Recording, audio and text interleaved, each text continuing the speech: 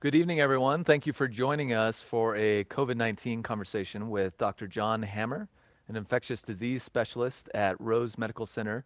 I'm Jeremy Duhan, the curator of TEDxMileHigh, and I want to thank Health One, our presenting partner of the entire TEDxMileHigh Rise conference, for making tonight possible. Over the last, many months, what's your experience been like since the start of the pandemic? Well, I have to say that my pre-pandemic life and my post-pandemic life, or intra-pandemic life, we'll put it that way, have been worlds apart. I think as most of us have, we all went from, the daily routine, whatever that was, we're all in our patterns, and for all of society, those patterns were disrupted. Mm. And for many, including myself, they continue to be disrupted to some extent. I think that if, going back to the early months of this year, January, February, we really saw, we saw the storm clouds on the horizon. We saw what was going on in China. We assumed, like every disease, every epidemic that starts in China, there was a high likelihood that it would evolve into a pandemic and come to the United States. We weren't really sure how severe it would be. We had data from them, early data that was good and helpful, but we really weren't sure. There are differences in their society, differences in the way they interact. Would the virus somehow behave differently in the United States, for the better or for the worse? So I think that those were kind of the expectation, the anticipatory months. But when things changed, it's basically early March when we started to see our first cases in Colorado, and other states have had experience with the pandemic prior to us, Washington State, California primarily, and we were starting to learn from them, but we really started to see cases come in, and a pretty dramatic rise over the course of that month in terms of the numbers of cases per day. Then we had to go into essentially more of a crisis mode, or staying on top of the crisis so we could control it as best we could in the hospital. That involved a lot of things, like designing bed space, designing ICU space, expanding our ICU so we could take care of critically ill patients sick with COVID. We increased our capacity there we over doubled it, and ultimately it was largely filled by COVID patients, most of them on ventilators, requiring intensive support. But also just supporting the staff, giving talks to the staff, disseminating information, sharing information with colleagues from other hospitals. I think the crew at Denver Health and University did a great job at putting on weekly Zoom calls, and so we could kind of share our experiences and and learn about research, et cetera, that was going on. It was very helpful, and so there was definitely a lot of collaboration around there. So in a way, it was very stressful, certainly, but it was also very exciting and somewhat exhilarating in a way. Exhausting, but exhilarating. Yeah, I can only imagine how exhausting and overwhelming. And I want to thank you and all your colleagues for service during these last several months. Testing comes up a lot in conversation around COVID-19. Based on what you've seen, how has it gone so far, and what are some of the ways you think that it could be improved? Well, clearly there's been an issue with testing since the beginning. I could go into detail about how things got started or didn't get started in the United States. The WHO had testing early on, and actually it was used in multiple countries to effectively control the virus there, both in South Korea, for example, and in Europe. We decided to go with a different route, leading to some delays. So by the time the pandemic hit Colorado, testing was very much in short supply. We were waiting when we could get tests. We had fairly good access, but we were waiting days for results. A lot of the time, we were always struggling trying to get new technologies into the hospital system and into our hospital. We had people working with different vendors trying to get access to tests. And I think it was difficult, and it continues to be difficult in many respects. I think there are a lot of ways that we could improve on our testing capacity and our testing capabilities or testing platforms, tests that are potentially easier to use, maybe even home tests at some point. But those are discussions that are going on. They're far away, and those technologies are not with us right now. The thing to keep in mind, though, is that testing is really the cornerstone to our ability to control the disease. Testing from a public health standpoint, along with subsequent isolation, contact tracing, and quarantine, perhaps testing contacts, is really important for us to be able to get a handle on and control the epidemic locally and really nationally. Looking at Colorado, the number of cases in March, as you mentioned earlier, quite high relative to other states, and it's come down quite significantly. What are some of the reasons that the state started relatively high, and why have cases and hospitalizations come down so significantly? Yeah, it's really fascinating. So why Colorado? Well, I mean, if you go back and think about why Colorado got hit first, you have to think about what was going on in the state in really January and February, when the cases probably first arrived here. We didn't know it, we didn't see them until March. I think March 4th or 5th was the first case identified actually in Summit County. But that's the clue to the answer. Essentially, we have the ski industry, and we have people flying in from all over the country, all over the world. And that nexus of travel, which happens to occur in the winter every year, is most likely why we saw the early cases. We saw early outbreaks in all the resort-associated communities, and eventually, pretty quickly, actually, we saw them in Denver as well, as obviously there are a lot of people that ski in Denver. Yeah. So, was it only that? Probably not, but I think, certainly we would have seen it eventually here, as most states have, but I think that's why we saw it at that time. Mm-hmm. So the number of cases coming down, is that really, I mean, Colorado has come down significantly, but we've seen this in quite a few states across the country. What are the main reasons that hospitalizations in particular have come down so significantly in the last few months? Yeah, that's a great question, and it's actually a fascinating one, because I think our initial control of the virus is basically the product of our state governments, our governors' desire to shut down the state completely and quickly when it was recognized we were seeing a significant number of cases entering our hospitals. He listens to his scientists, and by mid-March, I think it was March 18th, maybe, he put into effect the stay-at-home order, essentially shutting all businesses except for essential businesses. And if you look at the peak of the epidemic and the gradual decline, the peak of the hospitalizations and the gradual decline, along with deaths, you really see that peak in mid-April, about a month later, and essentially you see the decline into May, and that's basically the effect of people staying home and avoiding each other. If you limit contact between people, you limit the ability of this virus to circulate, and that's essentially what we saw. It was a great example of appropriate public health measures being put in place to control a surging pandemic.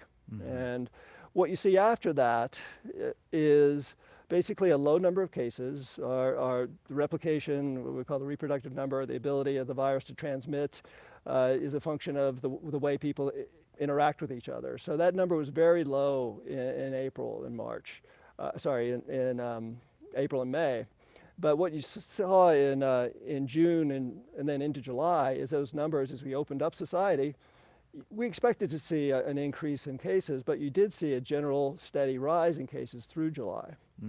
Now, interestingly, what was then put in place by the governor in late July was the addition of a mandatory mask order for indoor situations, so mandatory indoor masks, and he closed the bars down at 10 o'clock.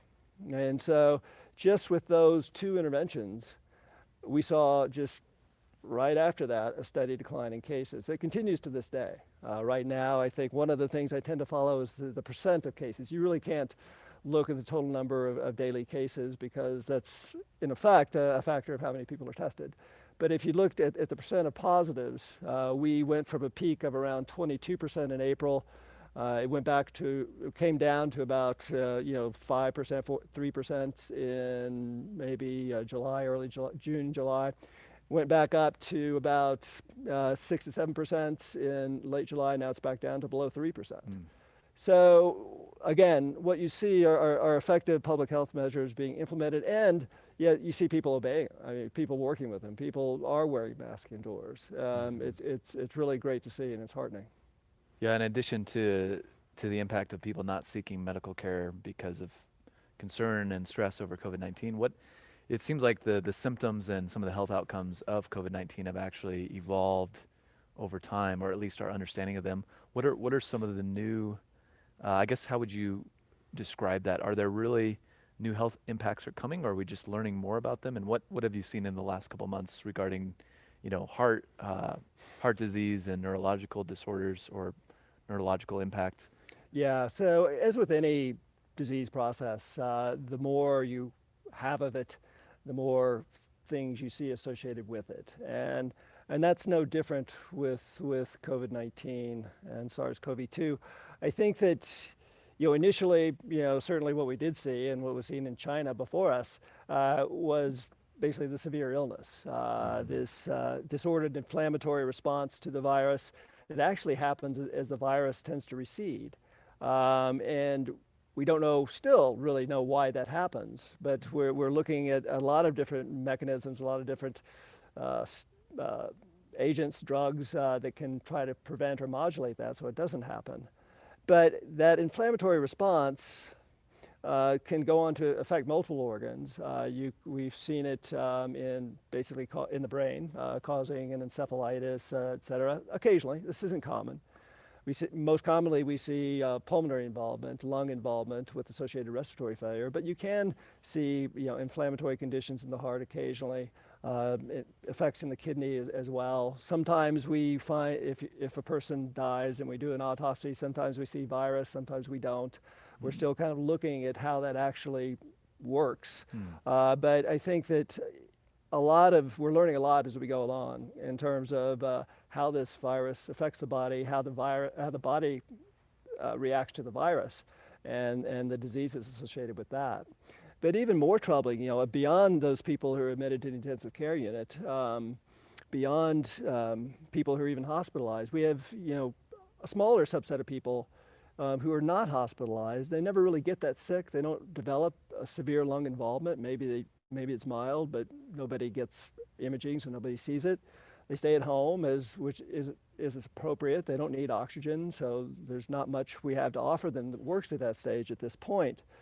But they go on to develop more of a chronic inflammatory process where they can just feel bad, have muscle aches and joint aches and low-grade fever and profound fatigue that can last for weeks and months. And additionally, in kids, usually kids under 10, we occasionally, pretty uncommonly, but still, we don't see a lot of direct viral infections or severe infections with children. It can happen occasionally, but it's fairly unusual. It's fairly rare. But you can also see this post-infectious inflammatory syndrome that can actually be quite severe. If we zoom out for a moment, why is this pandemic happening now, and what can we do to prevent the next one? Well, I think that we have been at risk and continue to be at risk for pandemics for some time, and I think that risk will continue and likely increase given the likely causes for that. I think that there are several factors that that work against us in terms of avoiding these pandemics. They include the expanding population. We're over 7 billion and rising now. They include deforestation that is occurring in multiple areas with associated exposures, interactions between humans and animals. Those animals may have viruses that may not be infectious to us now, but they mutate, they change, and if there's enough exposure over time between humans and animals, there's a small but finite and increasing one of those will make the leap, infect a human, and be transmissible between humans and cause disease. Beyond that, you look at international travel, a huge factor. Uh, so basically 65 years ago, 1950s, roughly 25 million people traveled internationally every year. Now we're at 1.4 billion per year. Wow. And they can travel rapidly. You can circle the globe. You can go halfway around the world in less than a day. Mm. And so when you see something, a disease that is able to make the leap in some place like China, maybe it was Wuhan, maybe somewhere else, or scientists debate that, but it was likely in China or Southeast Asia. It makes that leap. You have this mobile, you have basically a close, large population of people associated with it. If it's easily transmissible, it's going to grow pretty rapidly there. And then you have this concept of international travel where some of those people have the ability and end up flying to multiple places around the globe, essentially inoculating communities around the globe. Sometimes it takes in a given community, sometimes it doesn't. But if it happens, it's happening every day, or at least it was before January of this year. And so when you have that phenomena, you're going to see another pandemic. The other issue in terms of disease transmission is the concept of it's basically global warming and our warming planet. With the warming planet, what we're going to see is increasing range for these vectors, these insects, mosquitoes, ticks, etc., and the pathogens that they carry. So you look at dengue fever, West Nile was more recently in the picture. Yellow fever, et cetera, could be problems in cooler climates such as ours. Before we start to wrap up, I know what's on a lot of people's minds as well is really a vaccine and the timeline around that. And really would love to hear from you on what are the key pieces of that really help us get a sense of the timeline. It's not just, I would imagine it's not just the vaccine, but there's some other pieces to that on the effectiveness and how long it takes to roll it out. So could you share with us a little bit? I'm sure it's uncertain when that comes, but in addition to the actual arrival of a vaccine, what are some of the other pieces to that timeline? Yeah, it's really been, the vaccine story has been fascinating. Vaccines typically take years to decades to develop. And that is because, number one, they have to be developed. Number two, they have to be extensively tested in populations that are at risk for infection, and it takes a long time to determine that.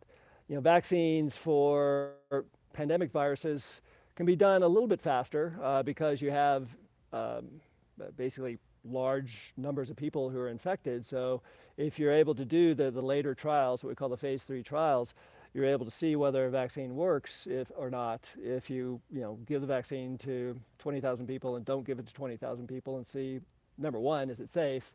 But number two, does it work well? So unfortunately, if you look back at the Zika vaccine, for example, they got a vaccine ready. I mean, they were fast in getting a vaccine up and running, and then the epidemic went away. So they really didn't have anybody to test it on, so they could never test the vaccine. So with COVID, I'm not thinking the epidemic's going to go away. We're not likely to run into that problem, unfortunately.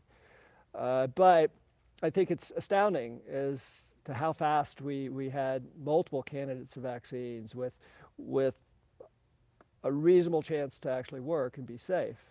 I know that there are several that have entered into that phase 3 process. The phase 1 is initial testing, dose finding. Phase 2 is smaller populations, a little bit of safety evaluation. But phase 3 is really where the rubber hits the road because, again, you're giving it to large populations. You're giving a placebo or a dummy vaccine to a large population, and you see who gets infected. You can also monitor for side effects, which are important to do. You really have to do that in larger populations. So we see those starting now, and as those vaccines trials are happening in places that have relatively large numbers of cases, hopefully we'll be able to see some results by late fall, and hopefully we'll have a vaccine candidate, one if maybe more than one, by late fall, early winter. But then there are other issues. So you have a vaccine, great. That doesn't really mean that the epidemic or the pandemic goes away. Number one, you have to start manufacturing the vaccine, and you have to make millions actually tens of millions, hundreds of millions, billions of doses, ultimately, for a vaccine to become effective. And remember, this is a pandemic, meaning that it involves the whole world. So you can't just vaccinate one country and expect it to stay out. So it will spread again into that country ultimately, especially if the vaccine doesn't last for an extraordinarily long amount of time. But once you are able to manufacture those millions of doses, and I would say that, kind of go back and say that if a vaccine is looking promising, then likely governments and investors will basically start investing the millions and billions of dollars to start manufacturing early. So they're not going to wait until the vaccine is approved to start manufacturing. There'll be millions of doses prior to that happening. But then you have issues with distribution, and hopefully equitable distribution where everybody gets it. But you have to get it out to the people, and then ultimately you have to get the people to take it. So a vaccine doesn't do any good if it sits on a shelf. It actually has to go into somebody's arm. Yeah. And so, if you have, delays in production, delays in distribution, you have poor uptake, people refusing to take the vaccine on a relatively large basis. Then, the initial effect, let's say if a vaccine is 75% effective, it prevents 75% of cases and it lessens some others, then that's great. But if you only have half the people in the population taking it, or even less than that, through problems with distribution and uptake, you could see rates of efficacy of immunity somewhere around 30 to 40% pretty easily, which doesn't really get us to where we want to go in terms of stopping the pandemic. So it's going to be there'll be a lot of work over time. We may have to schedule a round 2 here and keep diving in, and would love to have another hour to learn more about some of your thoughts. But so grateful for the work you're doing to really help those in need, and your colleagues as well. And want to thank you for joining me today and sharing about this with the audience that has joined us tonight. Hey, it's been my pleasure. Some great questions that I really enjoyed being here. Well, thank you again. And I want to thank all of you who joined us this evening for taking part in a COVID-19 conversation with Dr. John Hammer, infectious disease specialist at Rose Medical Center.